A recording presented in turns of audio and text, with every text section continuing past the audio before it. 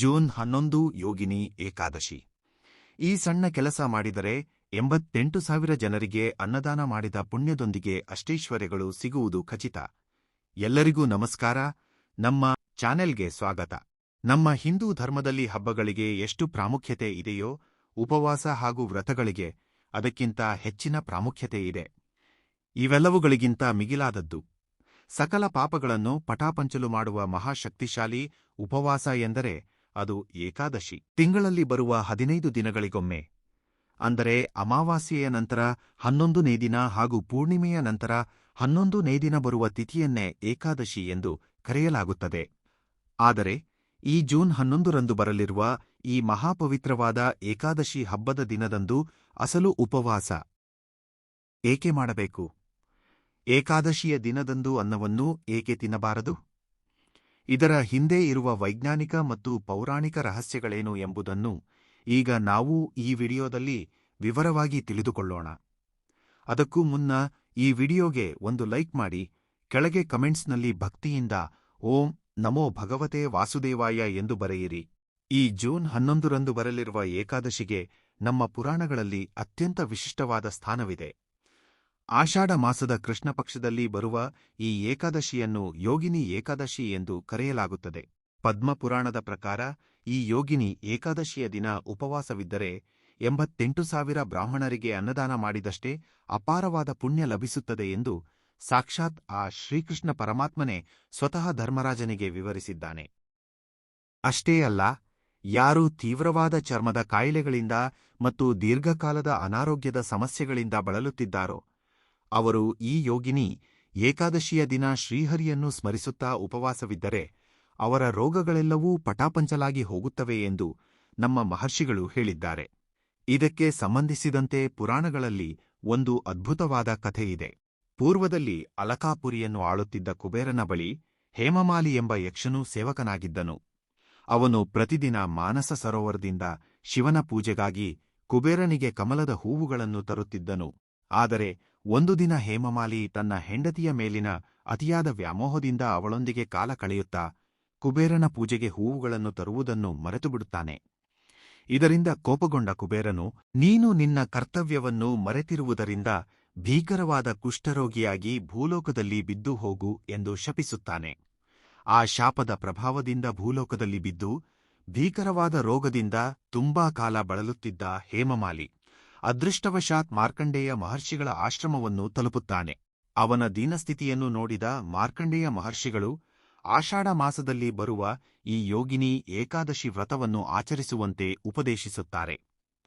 ಆ ಮಹರ್ಷಿ ಹೇಳಿದಂತೆಯೇ ಯೋಗಿನಿ ಏಕಾದಶಿಯ ದಿನ ಉಪವಾಸ ಮಾಡಿ ಆ ಶ್ರೀಹರಿಯನ್ನು ಆರಾಧಿಸಿದ ಹೇಮಮಾಲಿ ತಕ್ಷಣವೇ ತನ್ನ ಶಾಪ ಮತ್ತು ರೋಗದಿಂದ ಸಂಪೂರ್ಣವಾಗಿ ಮುಕ್ತಿ ಪಡೆದು ಮರಳಿ ತನ್ನ ಲೋಕವನ್ನು ಸೇರಿಕೊಳ್ಳುತ್ತಾನೆ.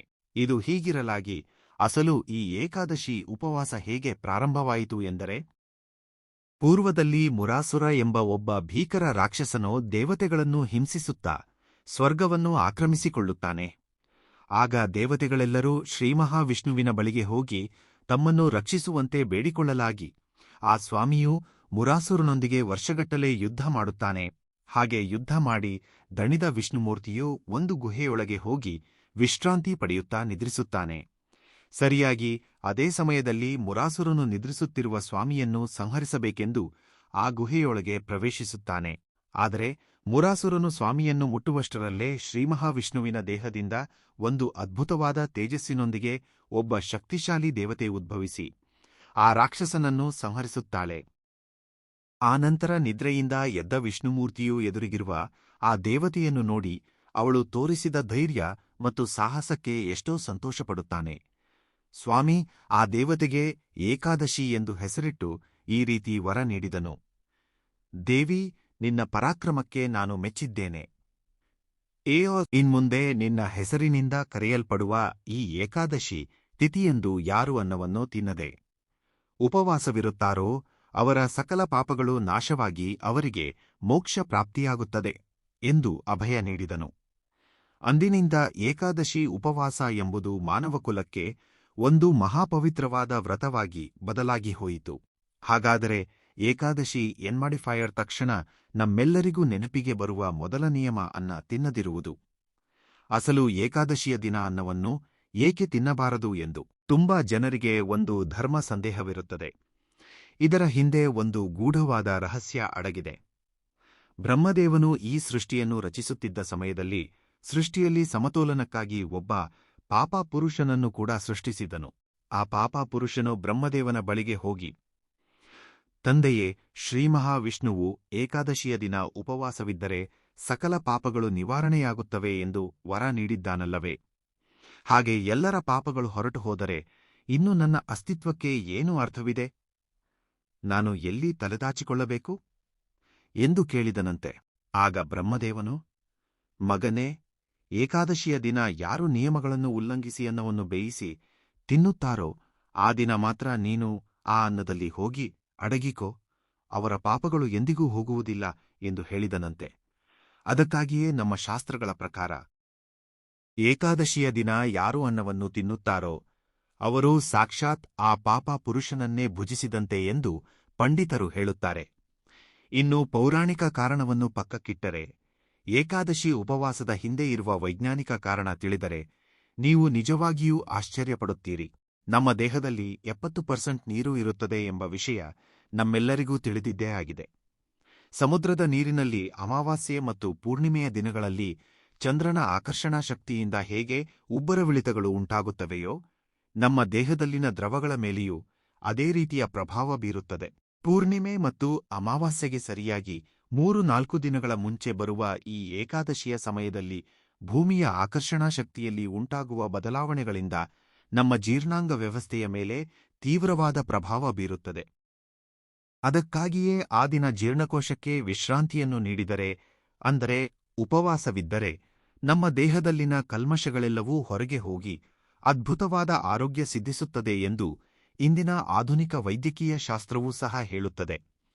ಇದನ್ನೇ ನಮ್ಮ ಆಯುರ್ವೇದದಲ್ಲಿ ಲಂಘನಂ ಪರಮೌಷಧಂ ಎಂದು ಹೇಳಿದ್ದಾರೆ. ಆದ್ದರಿಂದ ಏಕಾದಶಿ ಉಪವಾಸ ಎಂಬುದು ಕೇವಲ ಪುಣ್ಯಕ್ಕಾಗಿ ಮಾತ್ರವಲ್ಲ, ನಮ್ಮ ಸಂಪೂರ್ಣ ಆರೋಗ್ಯಕ್ಕಾಗಿ ನಮ್ಮ ಮಹರ್ಷಿಗಳು ರೂಪಿಸಿದ ಒಂದು ಅದ್ಭುತವಾದ ಸೈಂಟಿಫಿಕ್ ಡಯಟ್. ಹಾಗಾದರೆ ಈ ಏಕಾದಶಿಯ ದಿನ ಎಂತಹ ನಿಯಮಗಳನ್ನು ಪಾಲಿಸಬೇಕು? ಏಕಾದಶಿಯ ದಿನ ಮುಂಜಾನೆಯೇ ಬೇಗ ಎದ್ದು ತಲೆಸ್ನಾನ ಮಾಡಿ ಮನೆ ಮತ್ತು ಪೂಜಾ ಮಂದಿರವನ್ನು ಸ್ವಚ್ಛಗೊಳಿಸಬೇಕು. ಶಕ್ತಿ ಇರುವವರು ದಿನವಿಡೀ ಹಸಿನೀರನ್ನು ಕೂಡ ಕುಡಿಯದೆ ನಿರ್ಜಲ ಉಪವಾಸ ಇರುವುದು ಅತ್ಯಂತ ಶ್ರೇಯಸ್ಕರ. ಹಾಗೆ ಮಾಡಲು ಸಾಧ್ಯವಾಗದವರು ಹಾಲು, ಹಣ್ಣುಗಳು ಅಥವಾ ಉಪ್ಪಿಲ್ಲದ ಉಪಾಹಾರವನ್ನು ತೆಗೆದುಕೊಳ್ಳಬಹುದು. ಆದರೆ ಮರೆತೂ ಸಹ ಅಕ್ಕಿಯಿಂದ ಮಾಡಿದ ಯಾವುದೇ ಪದಾರ್ಥವನ್ನು ಮುಟ್ಟಬಾರದು.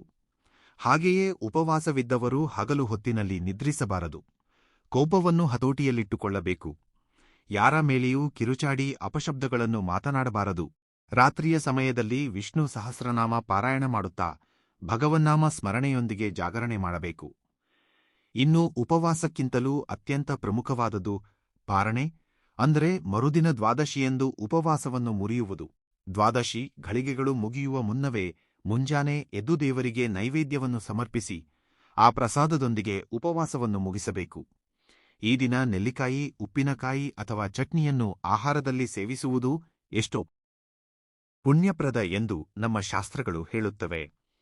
ನೋಡಿದ್ರಲ್ಲ, ನಮ್ಮ ಶಾಸ್ತ್ರಗಳು ಹೇಳುತ್ತಿರುವ ಈ ಅದ್ಭುತವಾದ ಏಕಾದಶಿ ನಿಯಮಗಳನ್ನು ನೀವು ಕೂಡ ಈ ಜೂನ್ 11ರಂದು ಬರಲಿರುವ ಯೋಗಿನಿ ಏಕಾದಶಿಯ ದಿನ ಭಕ್ತಿ ಶ್ರದ್ಧೆಗಳಿಂದ ಆಚರಿಸಿ ಆ ಶ್ರೀಹರಿಯ ಸಂಪೂರ್ಣ ಆಶೀರ್ವಾದವನ್ನು ಪಡೆಯಬೇಕೆಂದು ಮನಸ್ಸುಪೂರ್ವಕವಾಗಿ ಕೋರುತ್ತೇನೆ. ಈ ವಿಡಿಯೋದಲ್ಲಿನ ವಿಷಯಗಳು ನಿಮಗೆ ಸ್ವಲ್ಪವಾದರೂ ಉಪಯುಕ್ತ ಅನಿಸಿದರೆ ತಕ್ಷಣವೇ ಒಂದು ಲೈಕ್ ಮಾಡಿ, ನಿಮ್ಮ ಬಂಧು ಮಿತ್ರರಿಗೂ ತಪ್ಪದೇ ಶೇರ್ ಮಾಡಿ. ಆ ಮೂಲಕ ಅವರು ಕೂಡ ಈ ಅದ್ಭುತವಾದ ವಿಷಯಗಳನ್ನು ತಿಳಿದುಕೊಂಡು ತಮ್ಮ ಜೀವನವನ್ನು ಬದಲಾಯಿಸಿಕೊಳ್ಳುತ್ತಾರೆ. ಹಾಗೆಯೇ ಇಂತಹ ಇನ್ನಷ್ಟು ಅದ್ಭುತವಾದ ಪೌರಾಣಿಕ ರಹಸ್ಯಗಳು, ವಾಸ್ತು ನಿಯಮಗಳು ಮತ್ತು ಧರ್ಮ ಸಂದೇಹಗಳ ನಿವಾರಣೆಗಾಗಿ ನಮ್ಮ ಚಾನೆಲ್ ಅನ್ನು ಸಬ್ಸ್ಕ್ರೈಬ್ ಮಾಡಿಕೊಳ್ಳಿ. ಹಾಗೆಯೇ ನಿಮ್ಮ ಅಭಿಪ್ರಾಯಗಳನ್ನು ಕೆಳಗೆ ಕಮೆಂಟ್ಸ್ನಲ್ಲಿ ತಿಳಿಸುತ್ತಾ, ಆ ಪರಮಾತ್ಮನನ್ನು ಸ್ಮರಿಸುತ್ತಾ ಓಂ ನಮೋ ಭಗವತೆ ವಾಸುದೇವಾಯ ಎಂದು ಬರೆಯುವುದನ್ನು ಮಾತ್ರ ಮರೆಯಬೇಡಿ. ಧನ್ಯವಾದಗಳು.